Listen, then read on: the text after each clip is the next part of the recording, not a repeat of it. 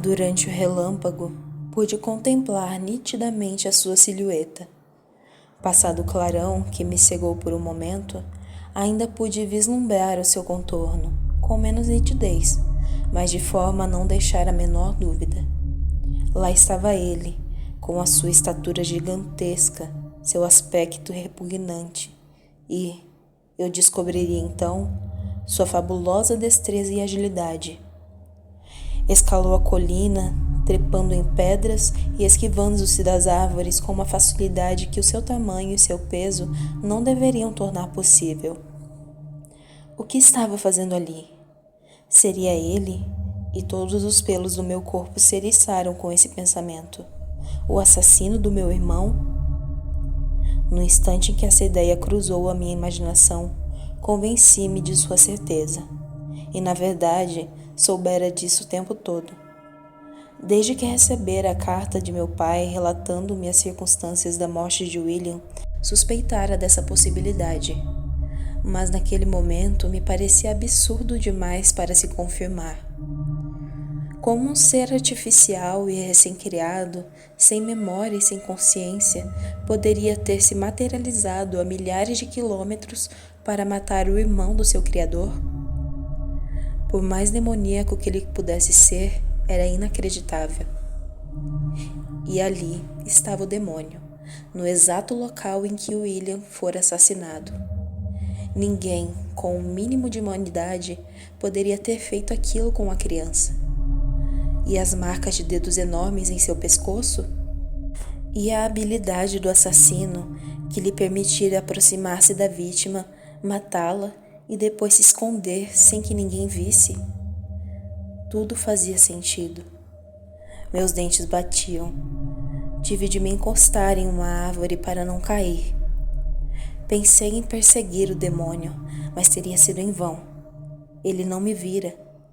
Em minha última visão, estava pendurado entre as rochas, escalando-as com uma enorme facilidade. Em poucos segundos, chegara ao cume e sumira. Continuei petrificado. Os relâmpagos cessaram e a chuva continuava. Resolvi em minha mente os acontecimentos que vinham tentando esquecer. 2 anos havia se passado desde o dia em que ele recebera a vida. Teria sido aquele o seu primeiro crime? Eu soltara no mundo um ente capaz de espalhar o sofrimento e a morte, e que já fizera pelo menos 2 vítimas, meu irmão e eu próprio, seu criador. Passei o resto da noite ali mesmo, sobre o frio e umidade. O dia amanheceu e caminhei em direção à cidade. Os portões já estavam abertos e apressei-me rumo à casa de meu pai. Meu primeiro pensamento foi o de revelar tudo o que sabia sobre o monstro e ordenar imediatamente a sua perseguição. Mas parei para refletir sobre a história que iria contar. Quem acreditaria nela? Um ser que eu próprio criara e fugira de meu laboratório na Alemanha e reaparecera na Suíça para matar o meu irmão. Por que motivo? E ao ouvir isso, quem não riria de mim? Lembrei-me também da febre nervosa que me acometera 2 anos antes. Ela seria usada para ridicularizar a minha explicação.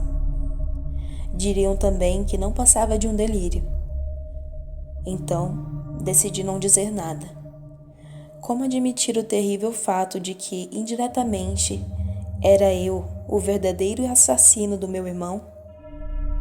Com o peito estraçalhado de remorso e dor, como se tivesse sendo comido pelos vermes, bati à porta do meu pai.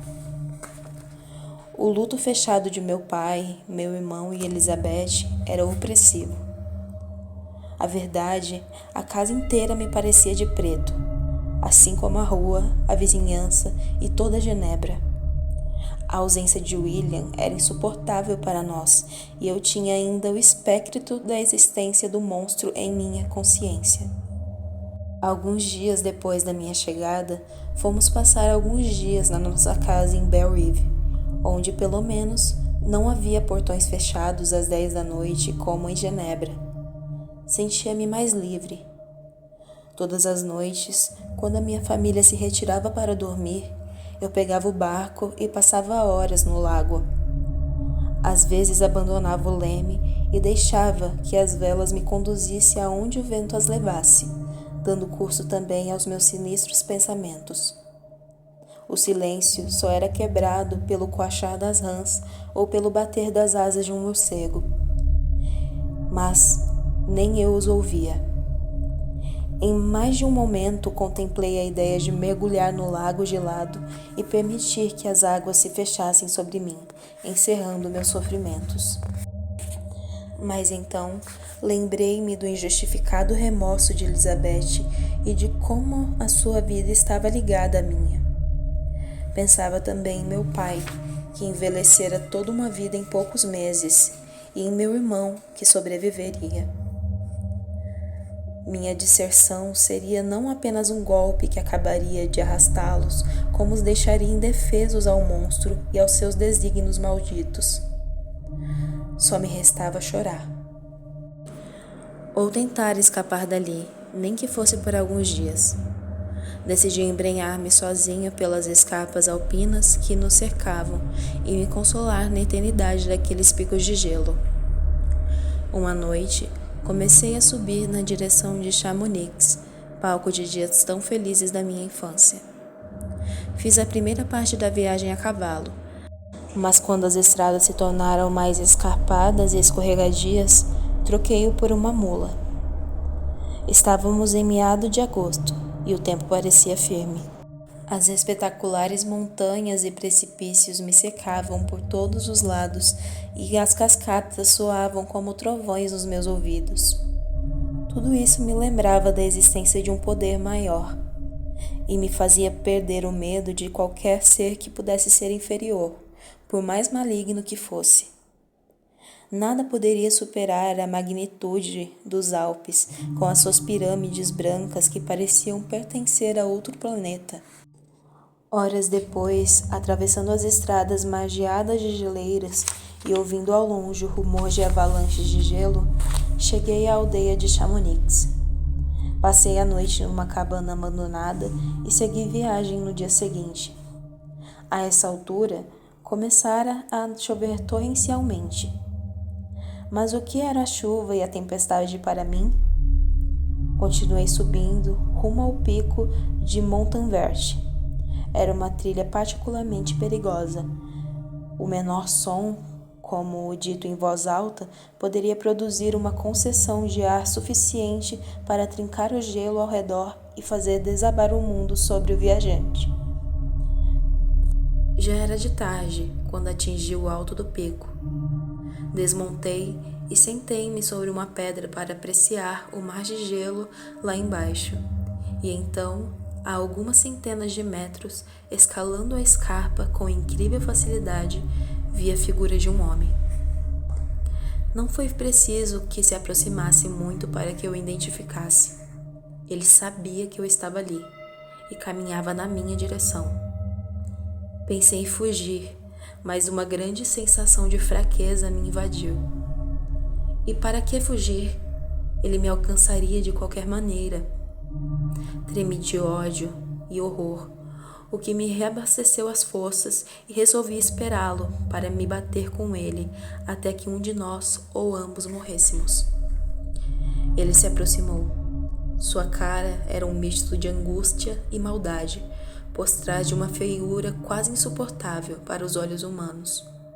Quando se aproximou a poucos metros, não me contive. Demônio, como ousa aproximar-se de mim? Para pagar pelo seu crime, sua miserável existência teria que ser destruída 1000 vezes. E então, para minha indescritível surpresa, o demônio falou. Eu esperava essa reação, ele disse.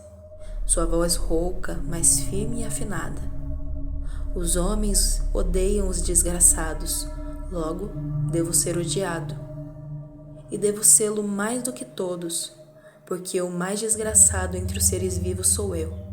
Até por você, meu Criador, que está ligado a essa criatura por laços que só a dissolução e a aniquilação de um de nós pode quebrar. Refeito do susto de ouvi-lo falar, e de forma tão diabolicamente articulada, atirei-me sobre ele, carregado de toda a ânsia de vingança de que era capaz. Mas ele se desviou com grande facilidade e continuou a falar. Tenha calma, não tente de novo. Sou muito maior, mais forte e mais resistente. Você me fez assim. A vida pode ser apenas uma sucessão de tristezas, mas eu a prezo e pretendo defendê-la. Quero apenas que me ouça. Lembre-se, sou sua criatura. Eu poderia ter sido seu Adão, mas em vez disso, sou apenas um anjo caído, expulso de um paraíso onde reina a felicidade. E por quê? Pelo aspecto repulsivo com o qual você me criou. Monstro! Assassino! Berrei. Não criei para provocar a morte e a destruição. Já fui benevolente e bom, ele respondeu. Minha alma transbordava de amor, mas a intolerância me ensinou a odiar. Faça-me feliz e voltarei a ser virtuoso. Virtuoso? Eu ri histericamente. Como pode um assassino falar de amor e virtude? Se o meu próprio Criador me abomina, disse o monstro, o que posso esperar dos outros? Todos me enxotam e me odeiam. As escarpas são o meu refúgio. Meu lar são as cavernas de gelo em que nenhum homem ousa entrar. E para mim, as tempestades de neve são mais amigas do que qualquer ser humano. Se a humanidade soubesse da minha existência, faria como você. Se armaria para destruir-me. Enquanto ele falava, eu mal podia olhá-lo. Ele percebeu a minha repulsa. Compete a você livrar-se para sempre dessa visão que tanto o repugna, ele continuou. Ouça minha história. Então, você decidirá. De sua decisão dependerá o meu destino. Se decidir como espero, deixarei para sempre a companhia dos homens e nunca mais se ouvirá falar de mim. Caso contrário, eu me tornarei o flagelo de todos os seus semelhantes. E antes de me exterminarem, já terei matado milhares. Venha comigo. Há uma cabana aqui perto, aquecida o suficiente para você.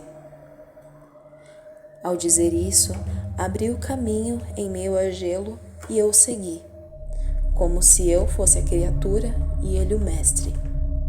Minutos depois, chegamos à cabana. Ele acendeu a lareira. Desviando o rosto para não encará-lo, ouvi a sua história.